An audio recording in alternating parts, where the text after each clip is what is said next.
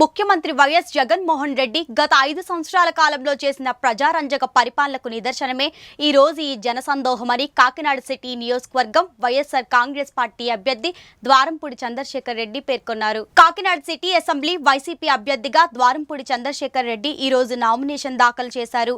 ఈ నామినేషన్ కార్యక్రమంలో కాకినాడ ఎంపీ అభ్యర్థి చలమలశెట్టి సునీల్ మరియు భారీ ఎత్తున వైసీపీ నాయకులు కార్యకర్తలు పాల్గొన్నారు. ఈ సందర్భంగా వైసీపీ అభ్యర్థి ద్వారంపూడి చంద్రశేఖర్ రెడ్డి మీడియాతో మాట్లాడుతూ ఈ రోజు కాకినాడ సిటీ నియోజకవర్గంలో వైఎస్ఆర్ కాంగ్రెస్ పార్టీ తరఫున ఈ రోజు నేను నామినేషన్ చేయడం జరిగింది. నామినేషన్ తో పాటు ఏ ఫామ్ ని బి ఫామ్ ని కూడా సబ్మిట్ చేయడం జరిగింది. చాలా సంతోషం. ఈ 5 సంవత్సరాలు కూడా ప్రజలకు అందుబాటులో ఉంటూ ప్రజలకు సేవ చేసుకున్నాను. మరొకసారి సేవ చేసుకునే అవకాశాన్ని ప్రజలు ఇవ్వాలని మనస్ఫూర్తిగా కోరుకుంటూ మరలా పోటీ చేయడానికి ఈ రోజు నామినేషన్ దాఖలు చేయడం జరిగింది.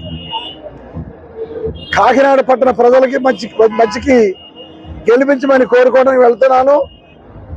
సంక్షేమ పరంగా మాట మీద నిలబడి జగన్మోహన్ రెడ్డి సంక్షేమం చేశారు. అభివృద్ధి పరంగా కాకినాడ పట్టణంలో గతంలో ఎప్పుడూ ఏ ఎమ్మెల్యే చేయనట్టు విధంగా నేను అభివృద్ధి చేశానని నేను భావిస్తున్నాను.